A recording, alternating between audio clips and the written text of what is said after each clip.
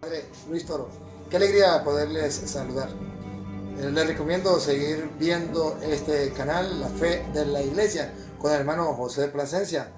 De verdad que es bonito cuando buscamos la verdad que Dios nos ha dejado en la Sagrada Escritura, y este hermano, Dios lo ha llamado como a San Pablo para ser testigo de una conversión en la Iglesia de Jesucristo y ser testimonio para otras personas para que puedan encontrar el camino del Señor. Que el Señor Todopoderoso les bendiga, ánimo a seguir estudiando las Escrituras y a formarse a través de este canal, La Fe de la Iglesia, con el hermano José Plasencia. Dios les bendiga igual.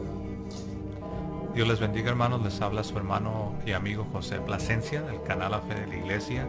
En esta ocasión nos acompaña una invitada muy especial, nuestra querida hermana Sharon Rose. ¿Cómo estás, mi amada esposa Sharon Rose? Estoy muy bien, gracias a Dios. Es un gusto estar aquí con ustedes de nuevo.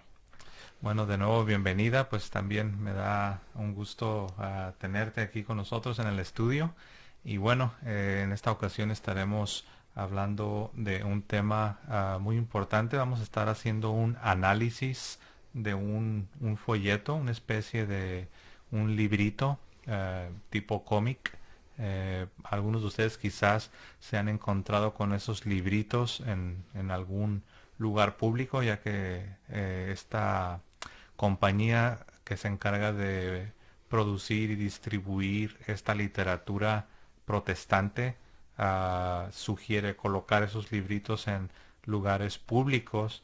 Y bueno, muchos de estos folletitos, muchos de estos libritos tipo cómic son anticatólicos, y en particular el día de hoy vamos a estar analizando un librillo titulado a manera de pregunta: ¿son los católicos cristianos? Obviamente, ¿no? Poniéndole énfasis en la duda, en la a manera de pregunta. Y bueno, ese es lo que vamos a estar haciendo en esta ocasión. Bueno, antes de dar inicio y comenzar con el análisis de este librito, de este cómic titulado ¿Son los católicos cristianos?, me gustaría preguntarle aquí a nuestra hermana Sharon Rose si ella está familiarizada con estos libritos, ya que para los que quizás no lo sepan aún, nuestra hermana Sharon Rose, mi esposa, ella pues creció en un hogar cristiano, pero no católico, en un hogar protestante.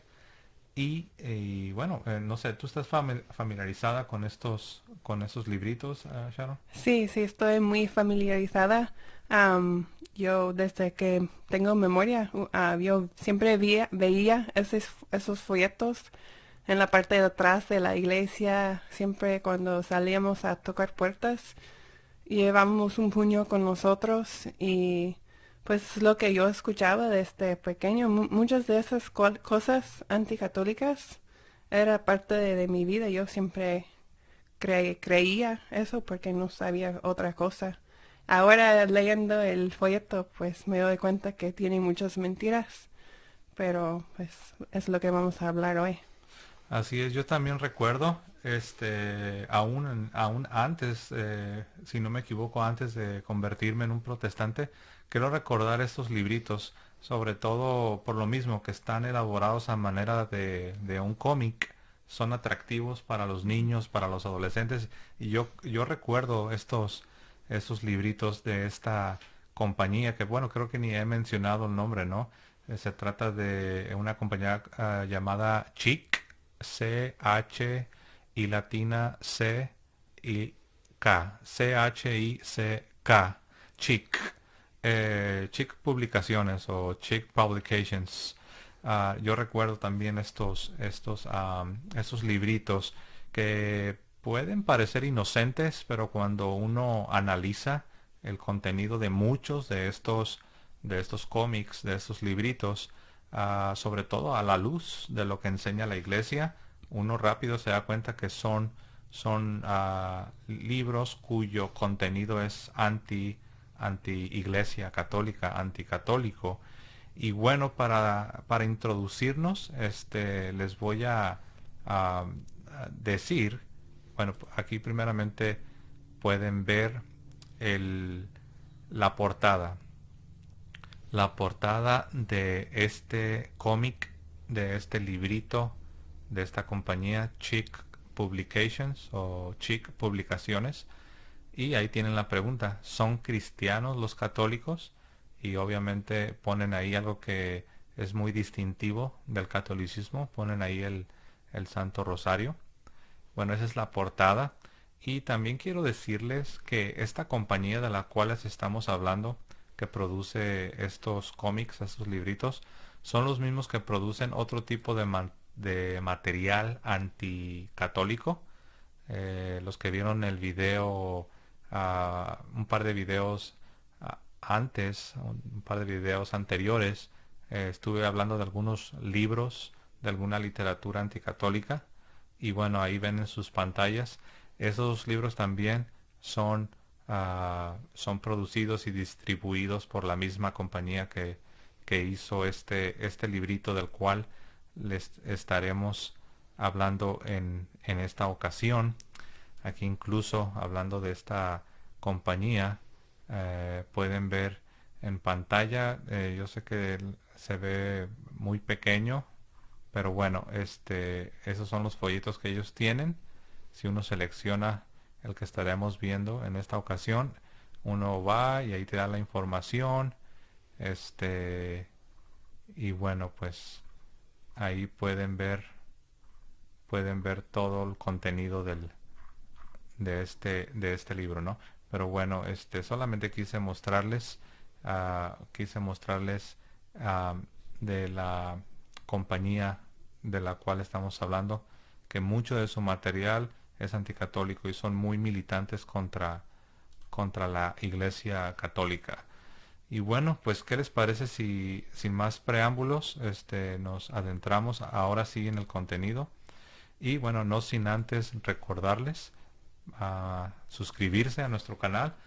Ustedes que no lo han hecho, no han tenido oportunidad, les animamos a suscribirse a nuestro canal y hagan clic en la campanilla y escojan la opción de todas las notificaciones. Así cada vez que estemos publicando un video nuevo o estemos en vivo, puedan recibir un aviso y puedan ver los en vivos o las premiers, o simplemente recibir notificaciones. Les animamos a suscribirse a nuestro canal. Muy bien, pues ahora sí, vámonos al folleto. Y comenzamos con una pregunta. Vamos a dar lugar a nuestra hermana Sharon, que ella pueda leer la pregunta. ¿Existe una ligera posibilidad de que la Iglesia Católica no sea cristiana de verdad?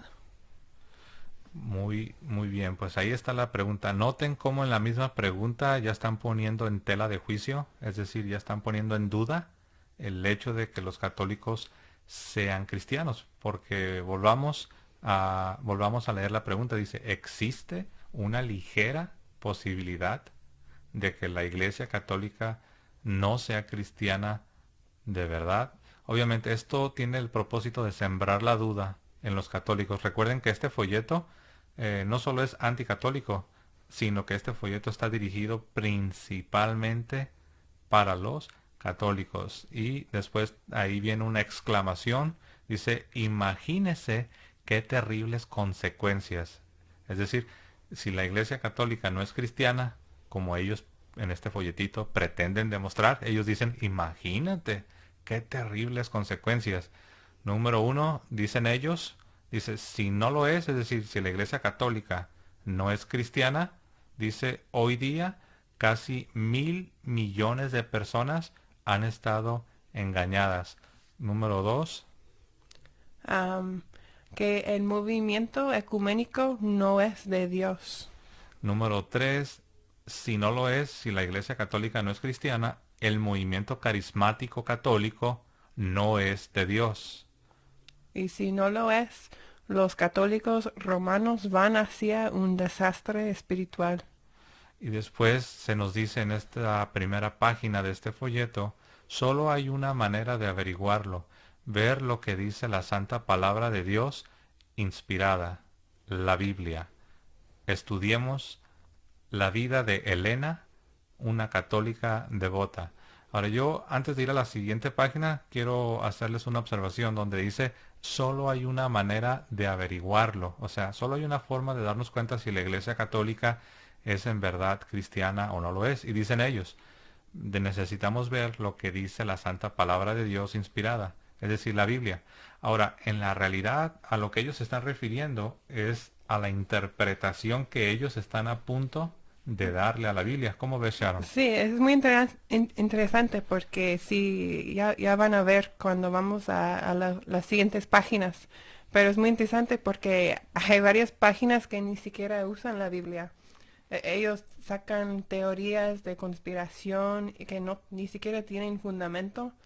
Y de vez en cuando ves un versículo, pero se me hace interesante que nada más unos cuantos versículos y mucha teoría de conspiración de raíces paganos que no tienen fundamento y lo vamos a estar viendo.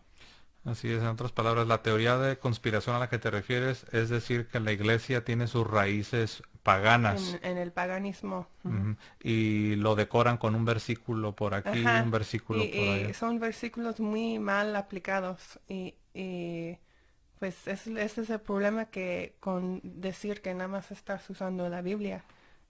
Pues es una aplicación, una interpretación de uno mismo. Así es. Entonces es muy fácil decir, veamos lo que dice la Biblia. Y después lo que uno hace es en la realidad filtrar una interpretación que corresponde Ujú. a mi entendimiento según mi tradición cristiana. Y es lo que ellos van a hacer a continuación, ¿no? Sí. Ah, bueno, antes de ir a la siguiente página, Sharon, ¿tienes alguna otra observación o tienes ahí algún comentario Am, sobre esta primera página que hemos visto? cuando primero leí esa página, am, ahora siendo católica, lo que primero me vino a la mente fue Génesis 3, cuando la serpiente dijo a Eva, puso en duda lo que dijo Dios, que dijo, ¿es verdad que Dios les dijo que no comieran de ningún árbol del jardín? Eva estaba feliz, pero fue Satanás quien llegó y sembró la semilla de duda. Y no sé por qué, pero sí me vino a la mente am, esa, esa de sembrar una duda. Sí, creo que tu comentario es muy interesante porque yo también sentí lo mismo, porque leí este librito que estamos analizando, hermanos, lo leí de pies a cabeza, como se dice, lo leí completamente y mientras lo iba leyendo, en especial la primera página, uno puede palpar, uno puede sentir ese espíritu, quieren sembrarte la duda, la Ujú. desconfianza. Y es exactamente lo que estás diciendo, como la serpiente lo hizo con Adán y Eva en el libro del Génesis, donde la serpiente les dice, con que Dios os ha dicho. Ajá. Así que Dios les ha dicho, ¿De veras? como de hecho es increíble porque realmente uno puede sentir, no creo que no haya otra palabra, no Ujú. creo que aquí sea de pensar, uno puede sentir, uno puede percibir el espíritu con el cual se está haciendo la pregunta, Ajá. ¿no? Sí. Y eso se ve de una manera muy clara en esta pregunta, ¿no? ¿Cómo ves, hermana Sharon? Sí, sí. Y como vas viendo el folleto, puedes sentir hasta un enojo contra la Iglesia Católica y pues lo vamos a estar viendo. Así es. Muy bien, pues vamos entonces a continuar con la segunda página de este libro. Dice, el primer sacramento de Elena.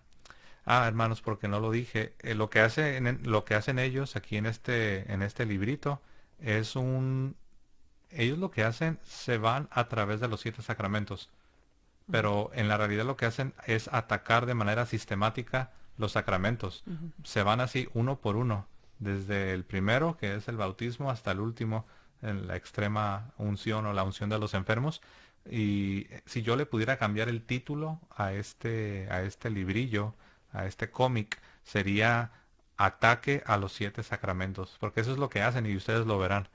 Lo Vemos. cual es muy triste porque los sacramentos son fuente de gracia de Dios y es precisamente lo que están atacando.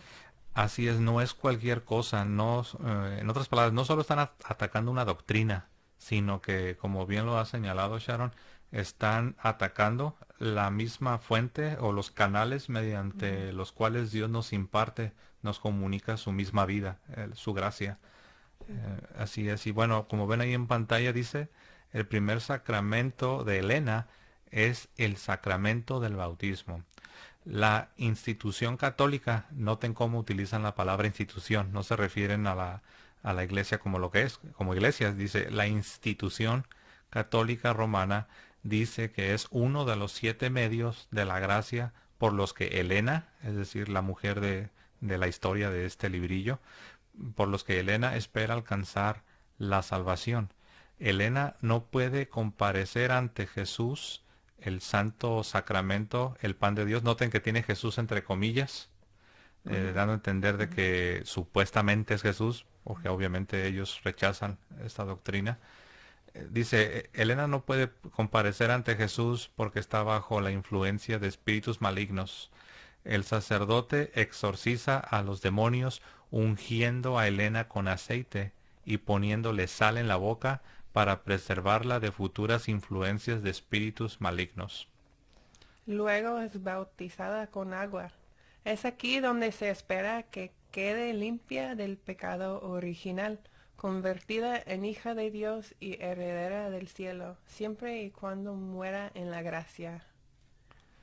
Elena, y luego noten cómo lo ponen entre comillas, Elena nace de nuevo y en ese momento pasa a ser miembro de la institución, otra vez vean que no le llaman iglesia, miembro de la institución católica romana y súbdita de sus leyes.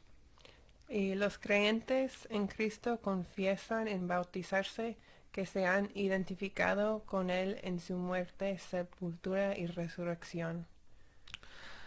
Así es, y tenemos ahí un pasaje, dice, así que los que con gozo recibieron su palabra fueron bautizados, Hechos 2:41, y ellos han agregado una nota, como pueden ver ahí en la parte inferior en sus pantallas del lado izquierdo, dice nota, primero creen, luego son bautizados. Hay algo que no mencioné, que estas personas son anabautistas, es decir, son rebautizadores, aunque en esta compañía trabajan personas de diferentes trasfondos, pero todos ellos coinciden en algunas cosas, y una de las cosas en las cuales coinciden es que son rebautizadores. Ellos rechazan el bautismo de infantes, y aquí ellos quieren dar a entender que el bautismo es primero creer ya como un adulto o como un adolescente y después recibir el bautismo. Lo que aquí no nos están diciendo es que todos los que escucharon el mensaje de Pedro eran adultos y eran cristianos de primera generación. Obviamente tenían que ser bautizados. Y sin embargo, ahí también había familias, no solamente eran adultos. ¿Cómo ves, Sharon? Pues sí, lo que se me hace interesante es que en la parte abajo nada más tienen ni siquiera un versículo completo. Tienen varios párrafos atacando la Iglesia Católica, el sacramento del bautismo, y nada más ponen una frasecita en la parte de abajo, un parte de un versículo, ni siquiera un versículo completo, pues con su interpretación del bautismo, cuando hay un montón de versículos que hablan de bautismo y lo relacionan con el agua y lavamiento. Entonces se me hace interesante que olviden esos versículos y nada más ponen una frasecita de una parte de un versículo ahí. Así es, y como bien lo señalaste, y ni siquiera es un versículo completo, No. es solamente una fracción del versículo. Y también dice en la nota que ellos agregaron, ¿no? Dice nota, primero recibieron la palabra y después fueron bautizados. Ahora, ellos en sus mentes, cuando dice la Biblia, los que recibieron su palabra, ellos creen que eso significa que, que únicamente fueron adultos, pero la expresión recibir su palabra no implica necesariamente solo personas adultas o adolescentes. Simplemente cuando se dice que una familia recibe el Evangelio, Sí. eso incluye a toda la familia. Sí, pues así dice en el libro de Hechos que, por ejemplo, el ejemplo de Cornelio fue Cornelio y su casa. Entonces no necesariamente eran puros adultos ahí. Así es, pero bueno, es interesante ver el énfasis que ellos le dan. No sé si por ahí, sobre esta segunda página tienes algún otro comentario. Nada más, una cosita más en el párrafo que dice, usa la palabra institución católica romana. Es algo que ves en cada página. Son ataques sutiles, no solo hacen ataques más obvios, pero cosas así, usando ese tipo de palabras, institución católica romana, ni siquiera am, reconociendo que es una iglesia. Nada más cosas así que aún más, más sembran esa duda oh, no es una iglesia, no es una iglesia católica, cosas así de ese tipo. Sí, así es, porque en la mente de ellos la iglesia es solamente algo invisible, algo así como Ujú. invisible, sin estructura, sin organización, por eso utilizan institución como si fuera algo negativo. Simplemente, la palabra institución no es mala. No. La palabra institución no tiene una connotación negativa, pero uno se preguntará, entonces, ¿por qué aquí ellos le aplican esta palabra a la iglesia? La respuesta es eso, es porque quieren dar a entender, ¿ves? Los católicos solamente pertenecen a una institución, es decir, no son la verdadera iglesia, porque la verdadera iglesia no es visible, no tiene Ujú. estructura, no tiene jerarquía, no Ujú. debe tener rituales, es como un rechazo del aspecto material Sí, de y la también a la autoridad. y sobre todo Pues, eso, sobre el asunto de la autoridad. pues Eh, por eso la denominación de donde vengo se llama iglesias independientes, porque no les gusta ese tipo de gobierno.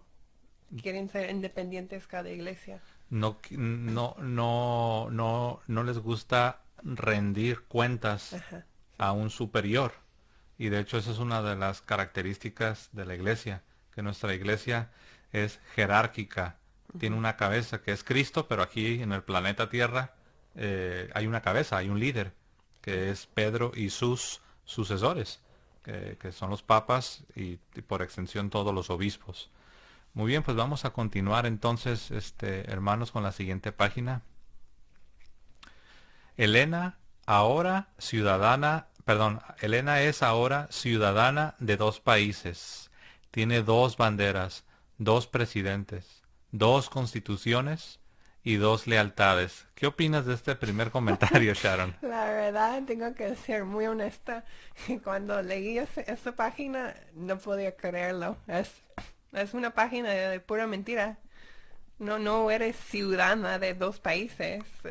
Es muy interesante Así esa es. página. Eso yo creo que aún otros protestantes que tienen más sentido común, hasta ellos se reirían porque un católico no es ciudadano de dos países, al menos no de la manera que ellos lo están Sí. aquí queriendo dar a entender. O si se fijan, hay una bandera de los Estados Unidos de América y hay otra bandera del Vaticano, Ujú. dando a entender que Elena, o esta mujer católica, ahora que ya es bautizada y recibió el sacramento del bautismo, ya tiene doble nacionalidad, doble ciudadanía, lo cual es absurdo, eso no es verdad. No, yo no puedo ir al Vaticano y decir, yo soy ciudadana, déjame entrar sin nada de papeles, pues es ridículo. Así es, entonces los católicos somos ciudadanos de nuestras naciones correspondientes, no somos nosotros ciudadanos del Estado del Vaticano, que es un Estado independiente y Sí. soberano.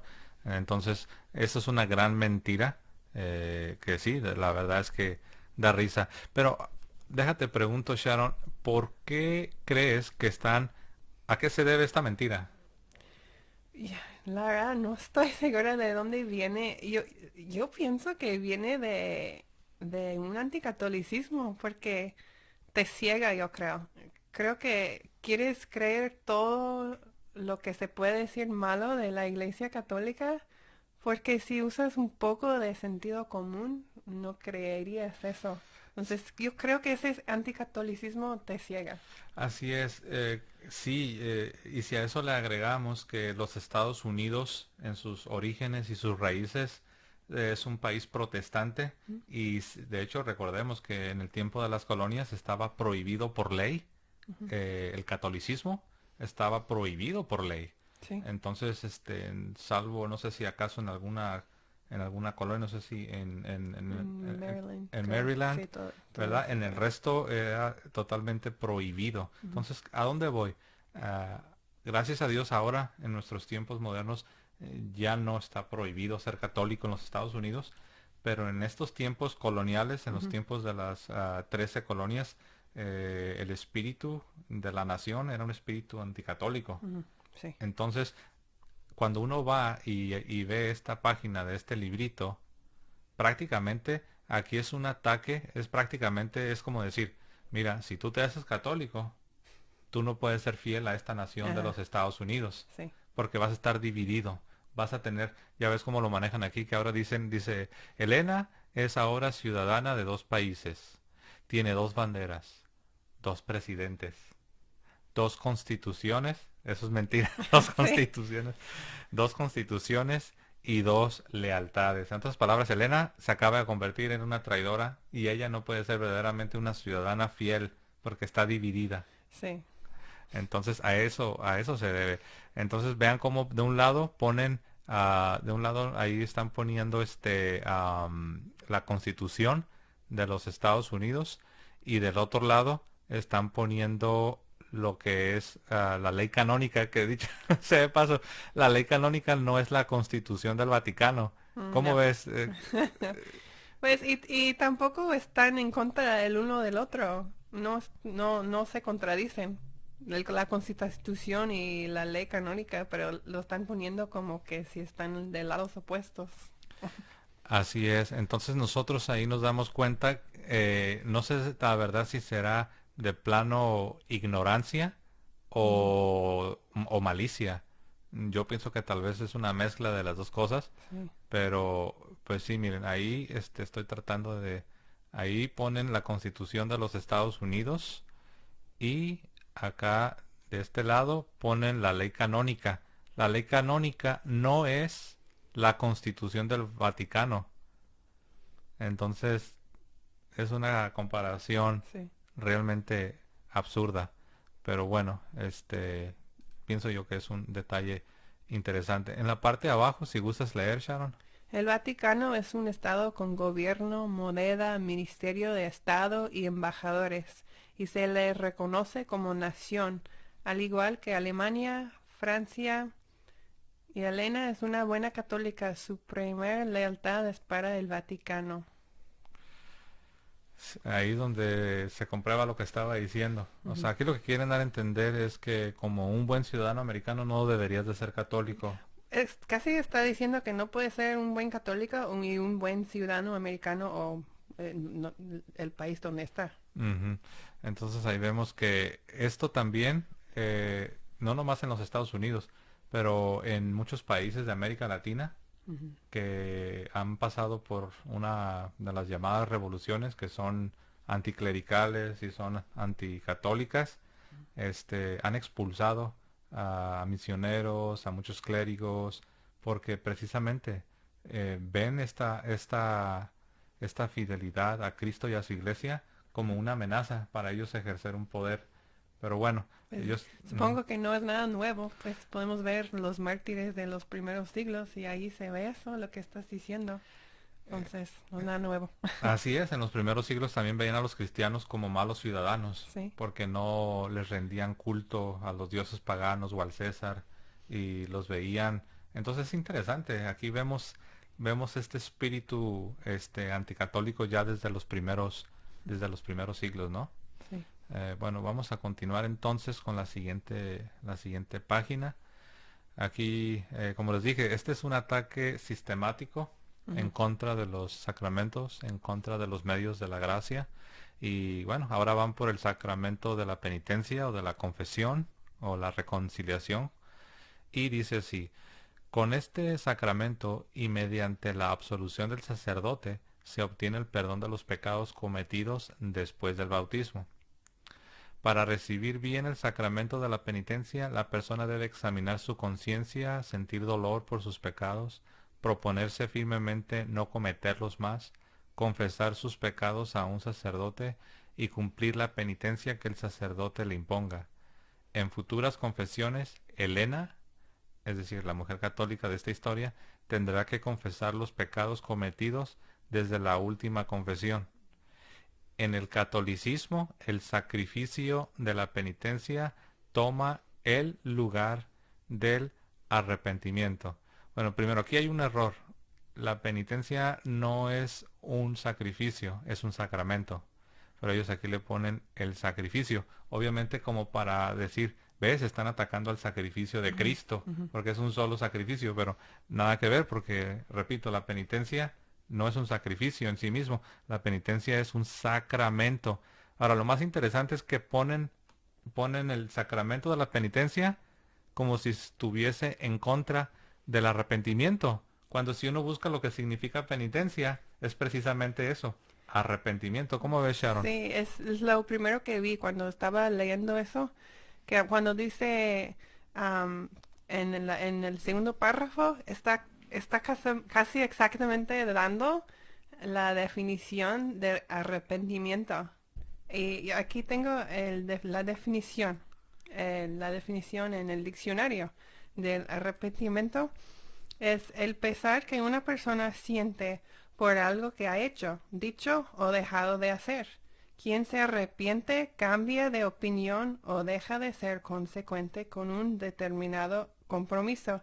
Y ahí dice que la persona debe examinar su conciencia y sentir dolor por sus pecados. Es casi exactamente lo que dice en el diccionario qué es el arrepentimiento. Y luego ahí abajo en los itálicos dice que la penitencia toma el lugar del arrepentimiento, cuando ya dieron casi palabra por palabra la definición de arrepentimiento. Se me hizo muy como... O sea que ellos mismos se están contradiciendo Sí. en esa misma página. Sí. Si usted analiza la página, ellos mismos en la misma página se están contradiciendo. Primero se tomaron el lugar, de hecho me sorprendí que sí fueron fieles en la definición de lo que es el sacramento en la primera parte. Lo vamos a ver de nuevo aquí, donde dice: para recibir bien el sacramento de la penitencia, la persona debe examinar su conciencia, claro, como todo buen cristiano, debe sentir dolor por sus pecados, eso implica arrepentimiento, debe sentir dolor por sus pecados, proponerse firmemente no cometerlos más, también eso está implícito en el verdadero arrepentimiento, debe confesarlos delante de un ministro, el sacerdote, y cumplir, claro, porque si nada más confiesas y no hay un seguimiento, o sea, como dijo Juan el Bautista, hagan frutos, hagan obras dignas de arrepentimiento. Entonces, esos son requisitos para un verdadero arrepentimiento. Sí. Y después, como bien lo señala Sharon, en la parte de abajo, donde dice que en el catolicismo el sacrificio, repito, no es sacrificio, es un sacramento. Dice en el catecismo, la penitencia toma el lugar del Y arrepentimiento. es arrepentimiento. Exacto, no toma el lugar, sino que la penitencia es precisamente eso. De hecho, en la antigüedad, en los primeros siglos, uno de los nombres de este sacramento, aparte de penitencia o reconciliación, era arrepentimiento o conversión. Eso es lo que es. Es algo, realmente este comentario es con todo respeto para los autores, pero es un comentario muy tonto. Se están contradiciendo ellos mismos. No sé si tengas ahí algún otro comentario, Sharon. Yo creo que podemos ver un hilo en todo ese folleto. Es un rechazo de autoridad, porque en mi propia experiencia, cuando medité la posibilidad de confesarme con un sacerdote, te da como que es ese hilo de autoridad, porque tienes que dar cuentas con alguien y no nada más es tú y Dios y nadie más está escuchando y te hace responsable y humilde y es algo que no había experimentado am, siendo bautista y es algo que era diferente pero me gustó y es como que dio más fruto en mi vida también. Sí, así es. Yo recuerdo mi tiempo de bautista, incluso a otros hermanos hacer comentarios a manera de pregunta sobre este tema. Hablando, por ejemplo, nosotros como bautistas creíamos en la doctrina de la llamada la seguridad a la salvación. Y yo recuerdo un hermano en lo particular, obviamente no voy a decir su nombre, pero yo recuerdo a este hermano diciendo, pero ¿cómo sé que en verdad ya Dios estoy perdonado? Ujú. Y yo recuerdo que mi respuesta sincera y honesta, pero equivocada, yo le decía, pues solo pues debes confiar en Dios, lo cual es cierto, uno debe confiar en Dios, Ujú. pero su pregunta realmente era una pregunta justificada, lo que él Ujú. estaba diciendo, yo cómo puedo tener certeza de que ya Dios me perdonó. Y la respuesta, si yo hubiese sido un católico bien formado, Ujú. mi respuesta tendría que haber sido, pues por eso Cristo nos dejó este sacramento y no solamente un sacramento volando en el aire, sino un sacramento que es administrado por un ministro que tiene la autoridad que Sí, viene de él a los apóstoles y así a los obispos y a sus sacerdotes a través de todos los siglos, ¿no? Es así como somos reafirmados de que nuestros pecados son perdonados y no mm, cualquier persona puede hacer esto, no. solamente los que tienen la autoridad que viene de Cristo. Y es algo muy hermoso. Así es. Escuchar esas palabras que te vuelvo. Es algo muy, muy hermoso. Así es, esas son las mismas palabras que la gente escuchaba cuando Cristo decía, tus pecados te son perdonados Sí. en Mateo 6:9, 6:9 o 9:6, creo que es 9:6, si no me equivoco. Los fariseos le dijeron a Jesús, Ujú. eres un blasfemo, por cómo te atreves a decir tus pecados te son perdonados, que no sabes que solo Dios puede perdonar pecados. Y esa es exactamente la misma acusación que se le hace a los católicos. Ujú. Ellos, Sí. los protestantes y otra gente, ellos dicen, eso es blasfemia, solo Dios puede perdonar pecados. Lo interesante es que Jesús les dijo, pues para que vean que el Hijo del Hombre tiene potestad, tiene poder en la tierra para perdonar pecados, y volteó y vio a un paralítico que estaba ahí, le dijo, levántate, toma tu lecho y anda. Ujú. Y dice que el paralítico se levantó. Ahora ese milagro se hizo para demostrar una cosa. Que Jesús podía perdonar pecados. Aquí Sí. en la tierra. Aquí en la tierra. Ahora alguno Ajá. pudiera decir, ves, pero eso es Jesús. No, porque si sigues leyendo, Ajá. hay Sí. un comentario editorial por parte de Mateo donde dice, y la gente se asombró de que Así me Dios le acuerdo. haya dado este poder a A los los hombres. hombres. Sí. A los hombres. Es más, de hecho, sería bueno ver, si no me equivoco, es Mateo 9:6. Quiero asegurarme, casi estoy 100% seguro que sí es Mateo. Mateo 9:6 dice Jesús, pues, para que sepáis que el Hijo del Hombre tiene potestad en la tierra para perdonar pecados, dice entonces al paralítico, levántate, toma tu cama y vete a tu casa. Entonces él se levantó y se fue a su casa. Versículo 8, y la gente al verlo se maravilló y glorificó a Dios que había dado tal potestad a los hombres. Esto lo está escribiendo el apóstol años después de que esto ya había ocurrido y él se está asegurando de decirnos que la gente se maravilló de que Dios le hubiera dado este poder de perdonar pecados, pero no dice a un hombre o a Ujú. Jesús, sino Ujú. dice a los... Hombres. Ahora uno dirá, pero ¿cuándo Jesús le pasó este poder a los demás? La respuesta está en Juan capítulo 20, verso 23, donde el Señor dice, dirigiéndose exclusivamente a los apóstoles, a quienes perdonen los pecados, les son perdonados, y a quienes se los retengan, les son Sí. retenidos. Entonces, Ujú. eso pienso yo que es algo que es muy importante tenerlo presente. Ah, muy bien, antes de continuar con la siguiente página, vean lo que dice ahí en la parte de abajo en sus pantallas. Dice, ¿qué instrucciones da la Biblia al creyente que ha pecado? Hijitos míos, estas cosas os escribo para que no pequéis. Y si alguno hubiere pecado, abogado tenemos para con el Padre. Y dice a Jesucristo el justo, y Él es la propiciación por nuestros pecados, y no solamente por los nuestros, sino también por los de todo el mundo. Primera de Juan, capítulo 2, versos 1 y 2, a lo cual un católico dice amén, porque uno como católico, uno cree esas palabras. Sin embargo, aquí lo que quieren dar a entender es que la confesión es una confesión privada, lo cual en el texto este que acabamos de leer, en ninguna parte aparece. De hecho, la palabra confesión, si uno va, si uno va a la raíz de esta palabra confesión en el griego, significa autoacusarte. En el lenguaje de la Biblia, no solo en el lenguaje, sino en el mundo de la Biblia, en la práctica y costumbre de la Biblia, una confesión de pecado era una confesión número uno delante de un ministro de Dios, como se practicaba en el Antiguo Testamento. O sea que Dios nos va enseñando. San Pablo nos dice que las cosas que se escribieron antes para nuestra enseñanza se escribieron. Entonces vemos aquí la pedagogía de Dios. Dios en el Antiguo Testamento nos enseña lo que tú decías, el rendir cuentas, en el ir ante otra persona y ser responsable. Y eso sucedía en el Antiguo Testamento. Las personas sí se arrepentían de corazón y pedían perdón a Dios, oraban, pero ahí no acababa la historia. Ahí empezaba. Ahora tenían que ir y presentarse ante el ministro. Y el ministro, el sacerdote, ofrecía un sacrificio y había una confesión de pecado.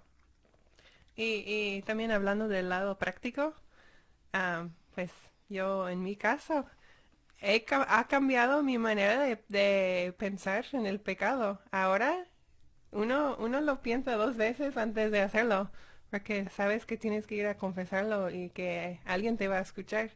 Entonces te ayuda mucho con eso de rendir cuentas y que alguien en esa tierra que donde vivimos y alguien te escucha y es algo práctico también que te ayuda a evitar el pecado. Dios nos ama tanto para Él sabe cómo somos. Así es. Y Por ejemplo, si nuestros hijos nunca tuvieran que darnos la cara a nosotros, sus padres, para rendir cuentas por sus pecados, pues te imaginas eh,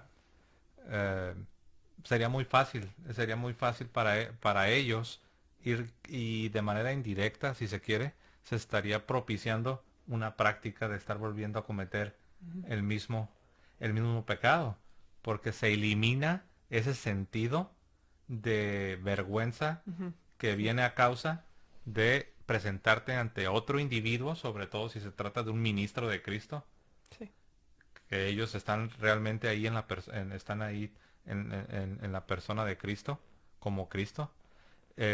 No son Cristo, pero ellos son, en el lenguaje teológico es in persona Christi, significa están ahí, iba a decir representación, pero en realidad el lenguaje es más fuerte. O sea, Cristo ascendió a los cielos, pero Él nos dejó aquí a sus ministros. Es como los embajadores, que tú le haces algo a un embajador de una nación y es como si se lo estuvieras haciendo al mismo presidente. Así es. Lo que pasa es que tristemente en el protestantismo todas esas categorías, estas formas de pensar no existen. El protestantismo fue eliminando eh, todo este tipo de esta forma de pensar.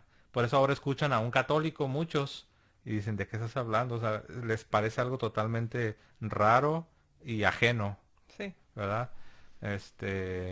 Pero bueno, continuando en la parte de abajo dice, bueno, en la parte de arriba más bien dice, la pequeña Elena está creciendo y le ha llegado el momento de ir a confesarse. Y luego ahí vean, ponen ahí a Elena, que está en el confesionario, y ponen ahí a un sacerdote, pero vean la cara que le ponen al sacerdote, una cara fría y bueno, como cara de piedra, como si fuera un hombre malo. Y como cara levantada, como de Ajá, de orgullo. orgulloso. Y luego le ponen ahí un diálogo, ¿no? Y dice, hija mía, recita 5 Ave Marías. así como si se tratara de algo mecánico. Ahora es posible que el Padre pueda pedirte que reces el Padre Nuestro o el Ave María o alguna otra oración, pero eso no es todo, ¿verdad? Sí, pero tengo que ser sincera, como crecí yo, así pensé de la Iglesia Católica, que era algo mecánico, y como ellos usaron la palabra institución al principio, Ujú. así algo, sí, todo un formato así como muy mecánico, pero no veía el lado de la razón. Ahora sí, pero antes no. Así es. Bueno, vamos entonces a continuar con la siguiente página. Y bueno, aquí tenemos una pregunta. Dice, ¿dónde surgió el concepto del confesionario? ¿En el Vaticano? No. Surgió en la antigua Babilonia, donde adoraban al dios Sol, Baal. Era parte de un sistema religioso ocultista. Wow. Aquí, Wow. ¿qué opinas, Sharon? Ah, cuando lo leí, sí, me quedé, wow, no puedo creer que están diciendo ese tipo de mentira, porque eso es lo que es, son mentiras. Y sí, sí, no tienen bases, no, nada más hacen am, frases, hacen aceptaciones, la palabra, am, pero sin fundamento, no dicen de dónde viene esa idea. Entonces, es lo que vas a ver en las siguientes páginas también, que nada más hacen afirmaciones, pero sin sustento. Así es, y yo aquí estoy poniendo un círculo aquí aquí en el dibujo, porque quiero que noten algo, a la mujer que está ahí en el confesionario. Aquí no se nota mucho porque tiene el trasfondo negro, pero en el librito aparece en blanco y es es una mujer prostituta. ¿Sí? Sí, porque vean esto que está Mm, aquí, es un brazalete y y acá arriba tiene una especie de diadema, ujú. pero esa es la clásica, no sé si han visto la literatura anticatólica donde ponen a la iglesia católica como la gran ramera Ah, sí, y sí. ponen Ajá. a una mujer con el pelo bien frondoso, con Ah, una diadema y sí, con un brazalete. sí, Ah, cierto. pues es la misma, es la misma mujer. Entonces me llamó la atención cómo ponen aquí a la mujer que es católica, obviamente porque está en un confesionario, pero la ponen con el dibujo típico de Sí, la prostituta que representa, según ellos, a la gran ramera de Babilonia, que es la iglesia católica. sí. Entonces, eso a mí me ha llamado la atención. Pero bueno, esa es una nota en el margen, ¿no? No me quiero enfocar en eso, pero bueno, se los comparto. Y bueno, dice ahí, am, dice, después del diluvio, los descendientes de Noé edificaron la ciudad de Babilonia, llegó a ser el centro religioso del mundo. El confesionario se usó allí primero para estar al tanto de lo que sucedía, dominar y chantajear. Wow. Wow. Y como dije, nada más hacen afirmaciones, no dicen de dónde viene esa información.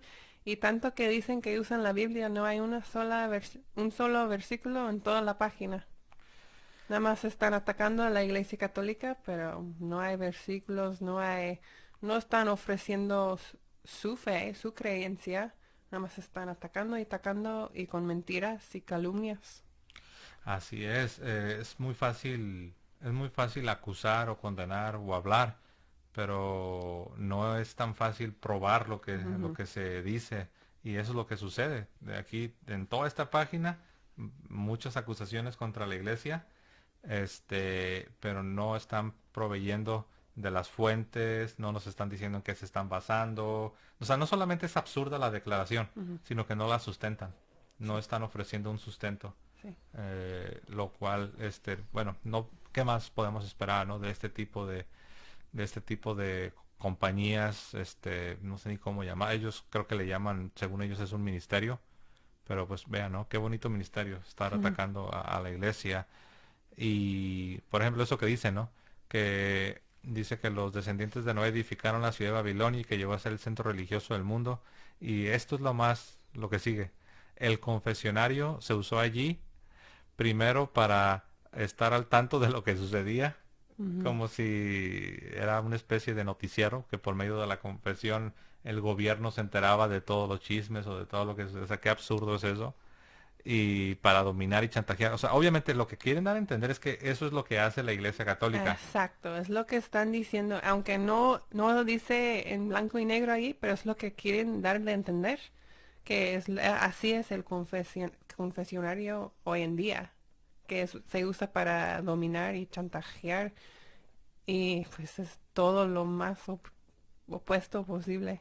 Así es. Entonces prácticamente lo que están diciendo es que la Iglesia Católica para eso utiliza el confesionario, para controlar, para chantajear, para dominar y para enterarse de la vida privada de las personas. Y quiero decir algo, yo sé que tal vez los católicos que están escuchando y viendo ese video, uno se puede enojar viendo ese tipo de calumnia y sí es algo que causa molestia, pero es bueno saber lo que algunas iglesias dicen sobre la Iglesia Católica para estar al tanto, para saber por qué mi vecino adventista me trata así o por qué sacan tantas ideas raras sobre la Iglesia Católica.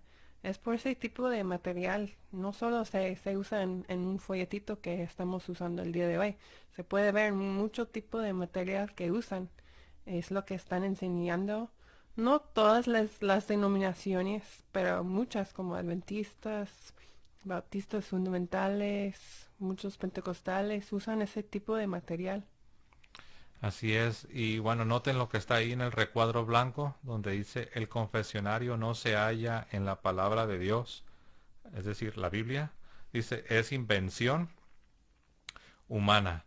Ahora, aquí están ellos jugando con las palabras, porque dicen que el confesionario no se halla en la palabra de Dios. En la realidad lo que están diciendo es el sacramento de la confesión o el sacramento de la penitencia o de la reconciliación es una invención humana, pero ellos lo manejan jugando con las palabras, porque dice el confesionario. Pues obviamente hay muchas palabras que no aparecen en la Biblia, que sin Sí. embargo son parte de la devoción y de las creencias cristianas. Por ejemplo, es como si dijéramos, la Trinidad no se halla en la palabra de Dios. Ujú. Pues sí, o sea, la palabra quizás no se halla en la Biblia, pero no significa que sea mentira. Es lo mismo. Quizás sí es cierto, la palabra confesionario o el concepto de un confesionario como lo conocemos ahora, es cierto que no vamos a encontrar esa palabra, pero no significa o no se sigue o no se concluye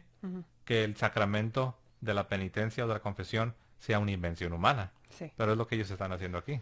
De hecho, en Santiago 5, 14 a 17, am, sí, cuando se trata de orar o cantar o ser alegres, pues, se puede hacer en la iglesia sin sacerdotes ni nada.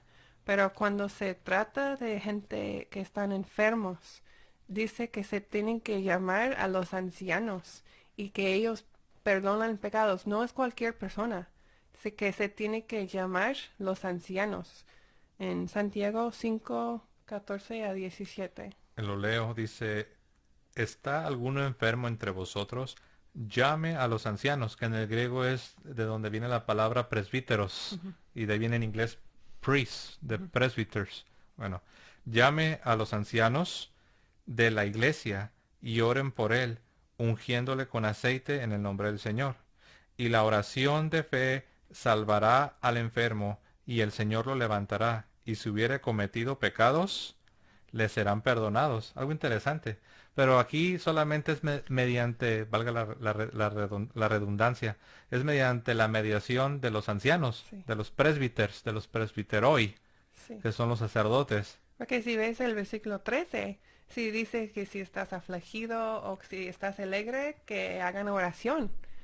Pero cuando cambia y se trata de algo específico, como eso de perdonar pecados, Ujú. se tiene que llamar a los ancianos. Es un versículo muy interesante que se trata de el perdón de pecados por medio de los ministros. Así es, por eso dice, y si hubiere cometido pecados, le serán perdonados. Y nota la siguiente palabra, en el siguiente versículo, la primera palabra, en el contexto de ancianos, en el contexto de perdonar pecados, la siguiente palabra es confesar. Vean, lo leo. Versículo 16. Confesaos. Confesaos vuestras ofensas o vuestros pecados unos a otros. Ahora muchos dicen, ¿ves? Unos a otros significa que sí, cierto, tú te confiesas ante el ministro, pero también el ministro se debe confesar contigo, lo cual no se sigue, porque en la Biblia la expresión unos a otros no significa que cualquier persona con cualquier persona. Sí. Eh, Eso no aplica ni en el Antiguo Testamento ni en el Nuevo Testamento. Entonces, obviamente, los sacerdotes sí se confiesan, pero no se confiesan con cualquier persona. En otras palabras, los ministros de Cristo dan cuenta.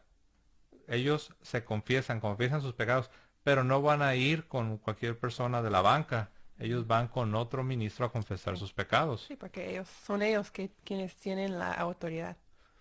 Así es, y dice, eso es muy interesante esa observación que has hecho, Sharon. Eh, Me da un poco de... He estado luchando entre decir hermana Sharon o Sharon, porque eres mi esposa. Obviamente no eres mi esposa, eres mi hermana en la fe. Pero bueno, vamos a dejarlo en Sharon, ¿ok? Para ya no estar vacilando entre una expresión y la otra. Ok, avanzando, entonces vamos a ir a la siguiente página, al menos que tengas algún otro comentario. Ok, vamos entonces a la siguiente página. ¿Te has preguntado de dónde surge el concepto del sacerdote? Ajá, otra vez dudando de algo. Son preguntas como la serpiente Ajá, en el libro sí, del Génesis, ¿no? sí. Como la serpiente dice, con que Dios os ha dicho, poniendo duda, sembrando la duda. Y bueno, dice, el término sacerdote fue tomado de la religión judía, lo mismo que el altar, el incienso, etcétera. Bueno, y ahí dan una cita bíblica. La Biblia indica bien cómo se ha de manejar una iglesia.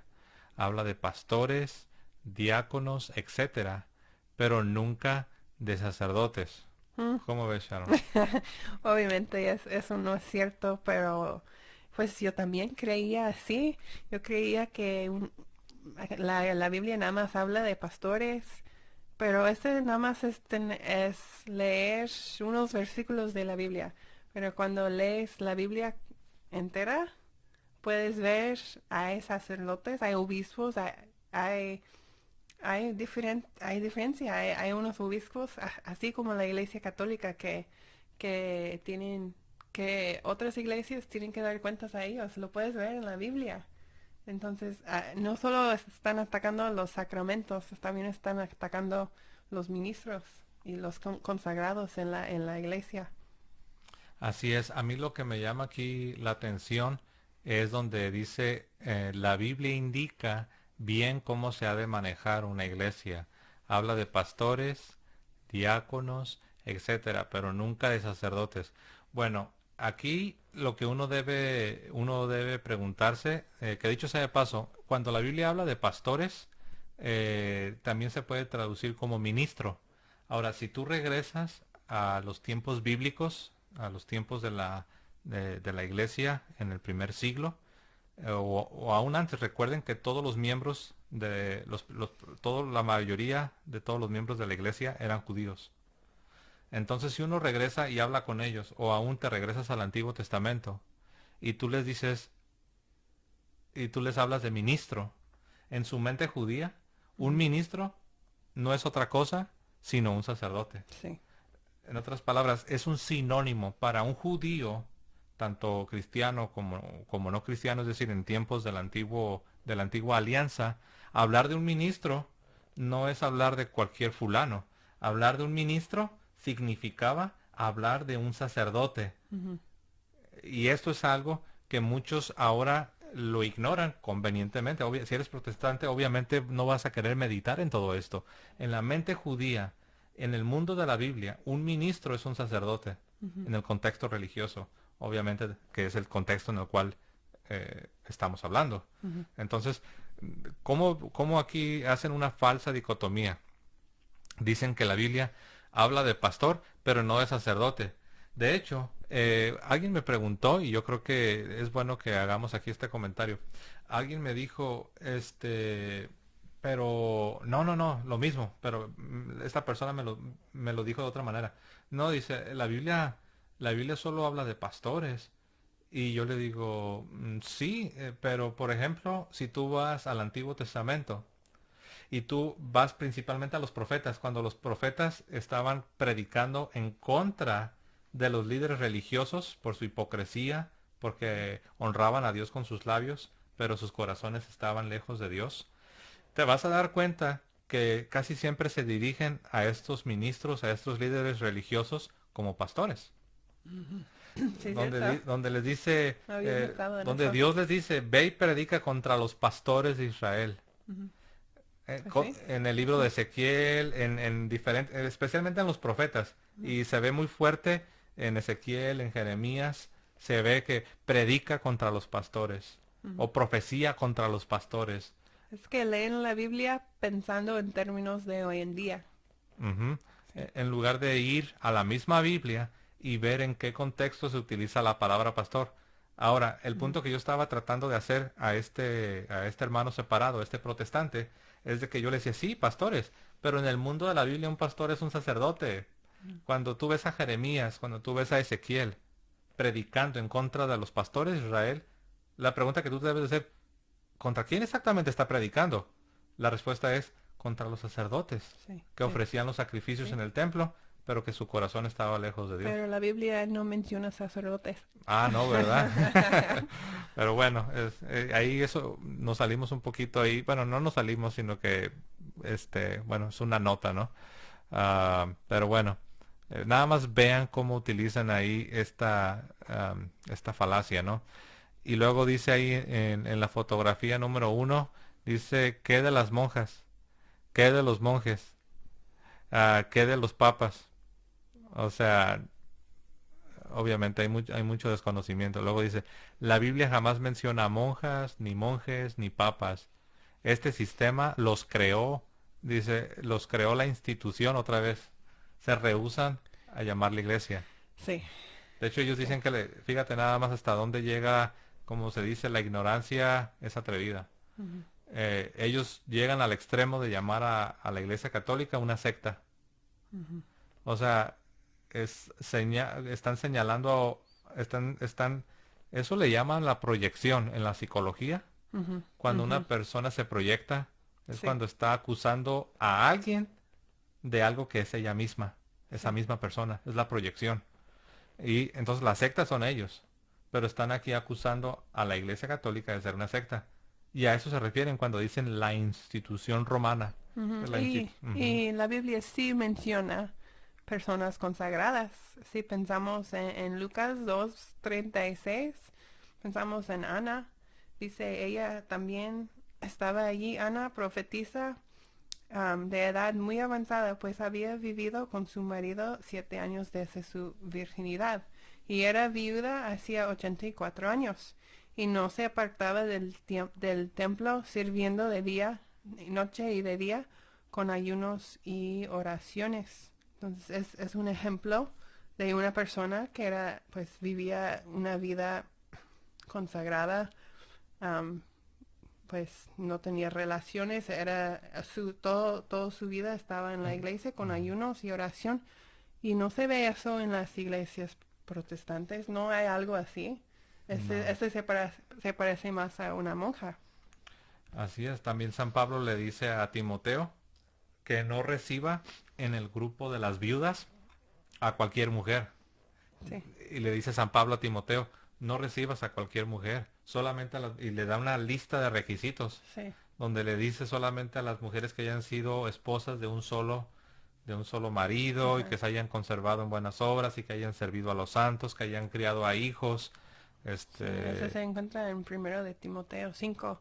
Y ahí puedes ver casi como una orden de viudas consagradas, porque dedicaban a obras buenas y a la oración y tenían que vivir, pues, sí, su vida como consagrados. así es, lo voy a leer. dice aquí San Pablo a Timoteo, dice esto en Primera Timoteo 5:3, honra a las viudas que en verdad lo son. Honra a las viudas que en verdad lo son. Pero si alguna viuda tiene hijos o nietos, aprendan estos primero a ser piadosos con su propia familia y a recompensar a sus padres, porque esto es bueno y agradable delante de Dios. Versículo 5. Mas la que en verdad es viuda y ha quedado sola, espera en Dios y es diligente en súplicas y oraciones noche y día. Noche y día. Creo que las monjas tienen un horario así, Algo ¿no? así. Algo así, ¿verdad? Dice noche y día, pero la que se entrega a los placeres viviendo está muerta. Manda también estas cosas para que sean irreprensibles. Y bueno, bueno, el verso 9. El verso 9 dice, sea puesta en la lista. En la lista. Sí. Y aquí tenemos a un apóstol que vendría siendo un obispo ahora en nuestros días, dándole instrucciones a uno de sus sacerdotes. Y le está diciendo, quiero que pongas en la lista de estas viudas que cumplen con esos requisitos. Y dice así, sean puestas en la lista solo la viuda no menor de 60 años, que haya sido esposa de un solo marido, que tenga testimonio de buenas obras, si ha criado hijos, si ha practicado la hospitalidad, si ha lavado los pies de los santos, si ha socorrido a los afligidos, si ha practicado toda buena obra. Entonces, eso para mí es muy claro, es lo que hace una persona consagrada. Entonces, parece que es, como dice, es una lista, es casi como una orden de viudas consagradas. Así digamos, ahí vemos, no es idéntico, No. pero ahí vemos un precedente, Ajá. como les digo, muchas de nuestras prácticas, muchas de nuestras costumbres, de nuestras creencias en la iglesia, tienen sus semillero, están en embrión en el pueblo judío, que es el pueblo de la antigua alianza. Y también, como la Biblia menciona a Ana, pues si ella existe, entonces es algo normal, es algo que Sí. existía en su tiempo. Así es, o sea, no es la única, ¿no? Sí. Y parece que ahí ya se habla como si fuera algo normal, no se da una Sí. explicación, Ajá, ¿verdad? O sí. sea, Ana no era así como que un caso insólito, ¿verdad? Sí. Así es, muy bien, pues vamos a ver, vamos a continuar aquí, este, una vez más, tenemos aquí la página, bueno, dice, ah, dice que esto lo inventó el sistema de la institución católica romana para impresionar a sus seguidores. Qué ridículo, ¿no? Para impresionar. Dice, lo mismo que lo de las imágenes, las velas y los hábitos religiosos. Al pueblo le encanta. Al pueblo le encanta si en la Ciudad de México te escupen y te ofenden y te golpean si te ven que eres un sacerdote y andas con un hábito religioso. O sea, ¿Y cuántos sacerdotes han asesinado? así es. O sea, eso de que al pueblo le encanta, la verdad que qué ridículo. Ya para no extenderme demasiado, ¿no? Pero es algo ridículo. Dice, al pueblo le encanta. Dice, solo sus líderes entienden bien la fraseología y psicología religiosa de que se valen para dominar a sus 800 millones de miembros. O sea, por ejemplo, como tú dijiste, dan mucha información y no dan ni fuente, ni histórica, ni bíblica, ni lógica tiene. A eso me referí No, cuando dije que es ridículo.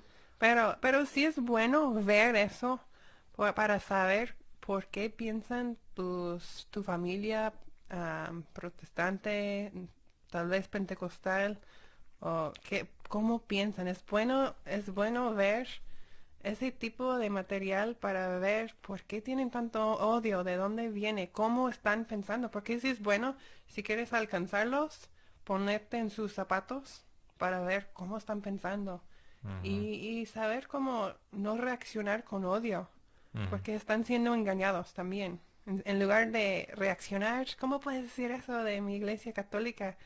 Sí puede causar como tipo pues enojo o una reacción fuerte, pero tratamos de ponernos en los zapatos de ellos y y entender que eso es lo que les están enseñando. Así fui enseñada yo y mira lo que Dios hizo. Me hizo católica. Entonces Dios puede hacer el milagro, pero con caridad y... Eso es cierto, porque hay una línea muy delgada, hay una línea muy delgada entre el celo, de Ujú. tener un celo Sí, sano sí. por nuestra iglesia y el odio, ¿no? Ujú, Entonces muchas veces si nos descuidamos, sin darnos cuenta, quizás sin intención, podemos hacer comentarios o tener actitudes, ujú, como bien lo señalas, que están cruzando la línea y ya no es tanto un celo sano, sino ya es un odio.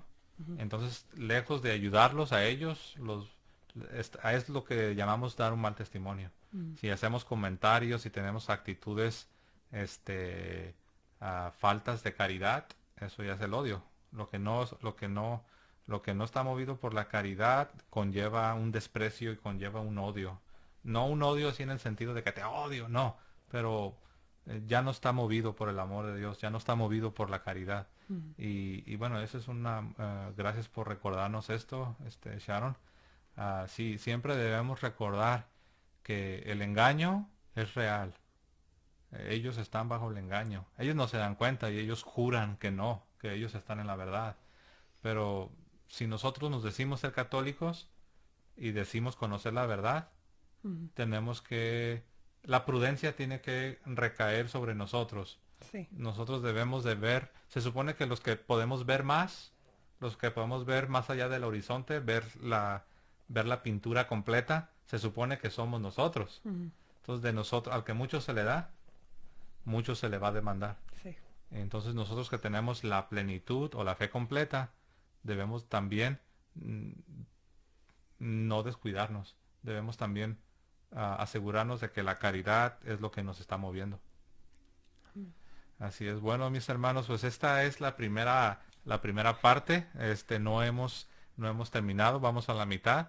Pero bueno, les animamos a que se mantengan al pendiente, que próximamente ya viene la segunda parte. No sé si tienes algún comentario, algún pensamiento final, Sharon, antes de despedir el programa. Nada más que me ha encantado estar aquí contigo, compartiendo. Estoy enamorada de mi fe católica y muy agradecida con Dios que me trajo desde ese tipo de pensamiento hasta su iglesia y que si tienes un familiar que cree ese tipo de cosas, sí es posible que esa persona puede recibir la gracia de Dios y convertirse y siempre es una posibilidad. Y para mí yo creo que era, según los estándares humanos, era algo imposible, porque yo creía cosas así, similares así, pues desde bebé así me enseñaron.